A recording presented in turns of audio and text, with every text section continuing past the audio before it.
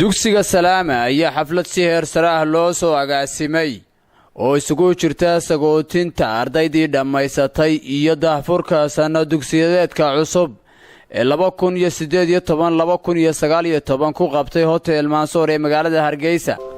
waxaana ka soo qayb galay wasiirka wasaaradda ciyaaraha Soomaaliland, xildhibaano ka tirsan baarlamaanka Soomaaliland, mas'uuliyiin ka kala socday xisbiyada qaranka, madax ka socotay wasaaradda waxbarashada, culimo, awdiin, aqoon-yahan, ganacsato, haween iyo guddiga waalidiinta dugsiga. ugu horreyna waxaa halkaasi ka hadlay maamulaha dugsiga sare ee Salaama, Siciid Faarax Xuseen, isagoo sheegay ujeeddada iyo muhiimadda xafladan loo qabtay. waxaana halkaasi ka jeediyey iyo dardaaran uu jeedinayay ardayda maanta ka qalin jabisay dugsiga sare ee Salaama, isagoona ku booriyey inay sii wataan waxbarashadooda inta ay heer ka gaadhayaan.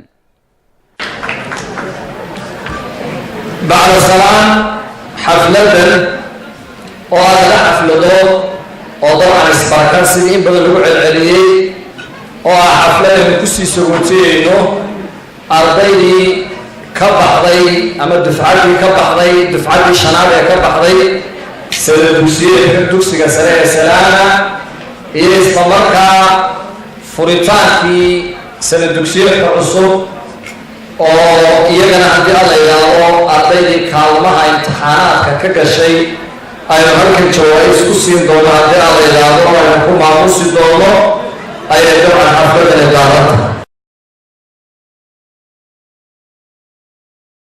dhanka kale waxaa isaguna halkaasi ka hadlay guddoomiyaha waxbarashada gaarka loo leeyahay ee wasaaradda waxbarashada iyo sayniska Soomaaliland oo lagu magacaabay Salaamana aanay ahayn markii koowaad ardaydu ay nabarada gasho horena aan uga filaynay sidii islaantii tidina keedinta baasiga ku yiri. waxaa iyaguna halkaasi ka hadlay mas'uuliyiin badan kuwaas oo halkaasi ka soo jeediyay hambaliyo iyo ducay u dirayaan ardayda maanta ka qalin jabisay dugsiga sare ee Salaama, iyagoona u rajeeyay inay mustaqbal fiican helaan.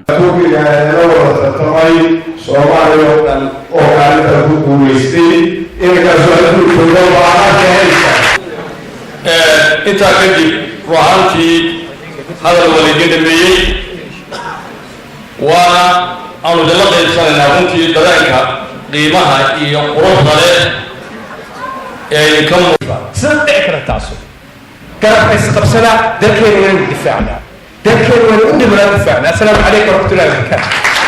waalidiinta, ardayda, saxaafadda iyo dhammaan bulshada qiimaha iyo qaayaha leh ee xafladan fadhida, الحمد لله. السلام عليكم ورحمة الله وبركاته.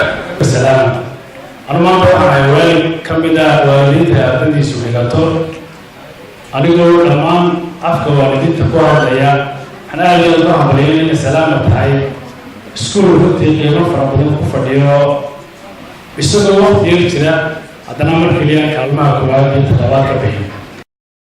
gabagabadii munaasabadaasi ayaa waxaa halkaasi shahaado sharaf lagu guddoonsiiyey ardaydii kaalmaha ugu sarreeya ka galay imtixaankii shahaadiga ahaa ee Soomaaliland iyo arday iyaguna ku guuleystay imtixaan ay qaaday jaamacad ku taala dalka Turkiga, iyadoo ardaydaasi mid ka mid ah uu kaalinta koowaad ka galay imtixaan laga qaaday guud ahaan arday ka kala socotay inta af Soomaaliga ku hadasha. Maxamed Jaamac Umar, warbaahinta SBC Hargeysa.